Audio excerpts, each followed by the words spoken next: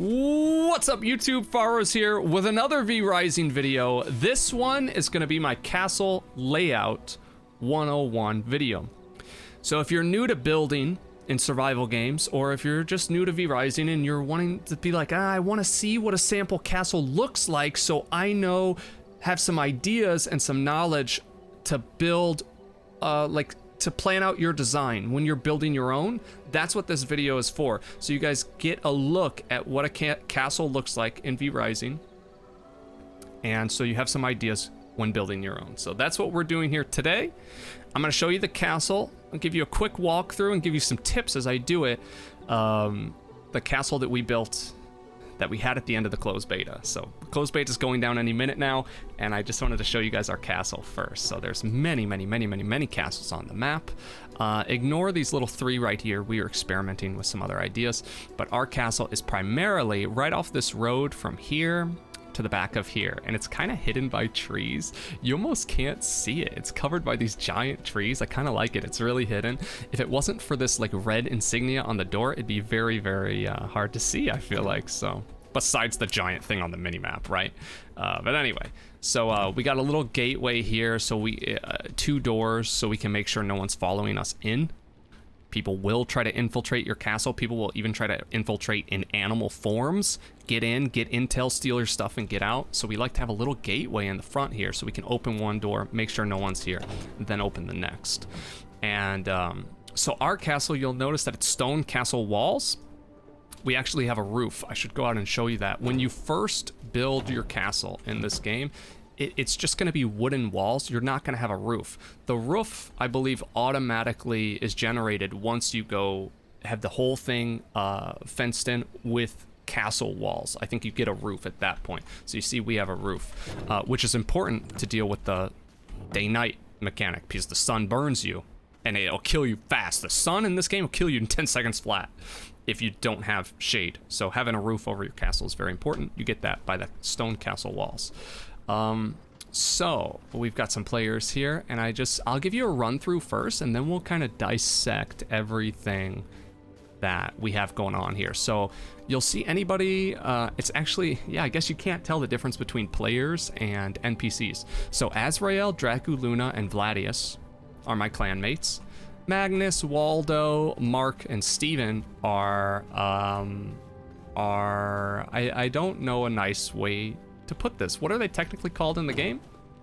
Servants. There are servants, which are humans that we found in the world, NPCs, and we turned them into vampire servants. We mind controlled them. Here's our throne. Here's our servant coffins. Of course, we have our own coffin room, which is way better than that. The mirror that you saw me use in another video for extra character customization. And then, yeah, we have a little bit of a backyard here, which is fenced in. By the way, fences are terrible protection. You don't want to rely on fences. It's the castle walls and things and like the different layers that are really going to make your base hard to penetrate and destroy by enemy players. These gates go down really quick and can actually be hopped over by frog forms and things. But a player can't just run through it or open it, I believe. So yeah, here's our backyard. We've got a garden out here, a teleporter, so we can teleport around the map, and that's our castle. So it's actually quite big. A lot of people's are smaller than this. Some we've seen bigger though. And we've got all these different stations. So let's start talking about stations and tips for you guys when you go to make your own castle. So at first it's not going to look like this, and don't worry. You're not going to have floors. It's going to be grass. You're not going to have a roof. That's okay. That's how we started too. Here's the thing that you need to know. You're going to build stations like tanneries and sawmills and grinders and furnaces.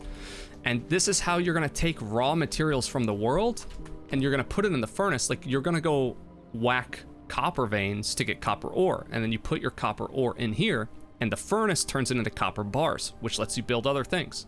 So here's my first tip right away. You're going to want to build multiple furnaces, so give yourself space to do that, and you want them all right next to each other. So we've got 3 furnaces. I think 2 is great, but if you have a clan of like 2 for yourself, perfect, if you have a clan of like 4 players, for the high traffic ones like furnaces and later on looms, you're gonna want 3 at least. And this is for like the ones that churn raw materials into refined materials. So that's tip number 1. Build a couple of those and give yourself space where you pick your castle. Give yourself space to expand, like at least as much space as you see here, okay? You want at least as much space as you see with my castle. We've needed to expand several times. So make sure you're not in a little tiny confined space where you can't expand. Tip number 2, build storage chests next to your production stations. Build chests right next to them. And you can label your chest. This is especially important once you expand and you have a lot of different chests and you don't remember what you put everywhere. And it's especially important if you play in a team. So everybody knows what types of things to put in different chests. Now ours are messy because we sort of got lazy at the end of the beta. But normally we've got our furnace here and we've got unrefined raw materials.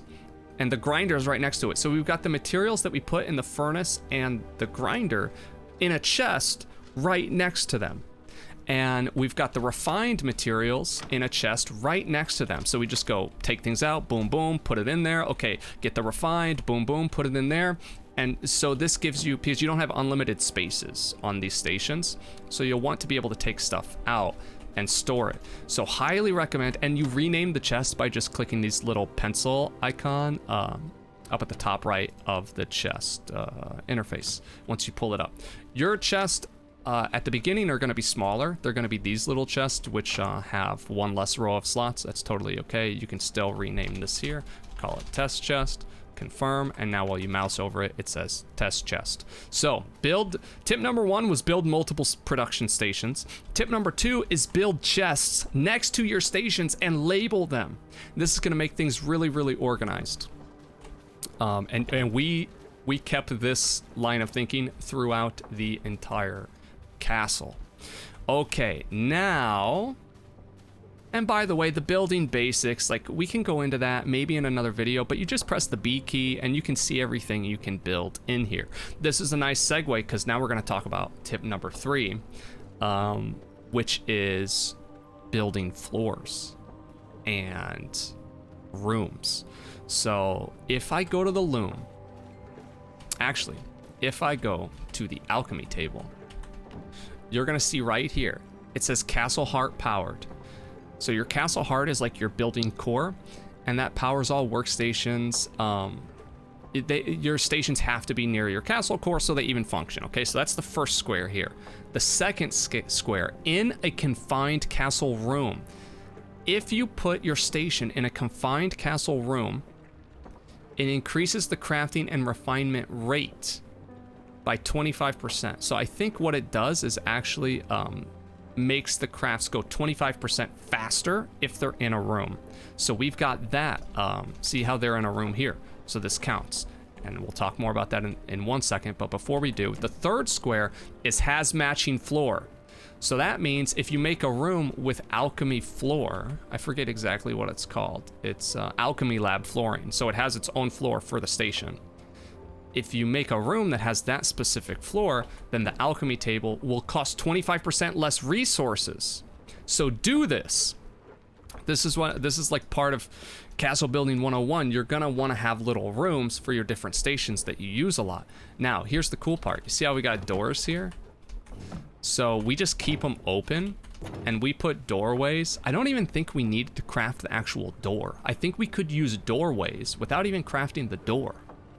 And it pretty much made a wall, but that had like an arc, like these arcs for the doorways that you can see through and just easily pass through. But that counts as a room. It doesn't have to be like a fully done wall. It can be the doorway arcs that counts as walling off a room. See, we kind of made this section of the room with doorways and this section, and then these two are our outside castle wall. So anyway, this all counts towards the confined castle room. So I wanted to show you guys that. And then, yeah, this is pretty much it. I wanted to give you, that's pretty much my 3 tips for castle layout 101. Build multiple production stations, build storage containers, and label them next to the appropriate stations. Put your most important stations that you think you're going to be using the most in rooms. You should honestly, we should have done it with all of them, but we were just kind of lazy. And then, yeah, give yourself space. We talked about it at the beginning, but give yourself space to expand so you have a big area like this. And man, we could go through all these stations, but that's going to make for a really long video. But honestly, I think this is a great place for you guys to start. So this is just Castle Layout 101. If this video helped you, let me know in the comments. If there's any other questions you have about castle building or layouts, let me know those in the comments as well. And I'll help you guys out. Don't forget, sub to my YouTube channel. It's free. And come follow me on Twitch, twitch.tv/Falros. If this comes out on launch day, I'm probably streaming right now. I'm going to be streaming this game a ton, full time, Monday through Fridays, mornings and afternoons. I would love to see you there. Come by, say what's up, and we'll learn the rest of V-Rising together. Beta servers just went out, so I will see you guys soon, hopefully, on full release. Hope the video helped you. Until next time, peace.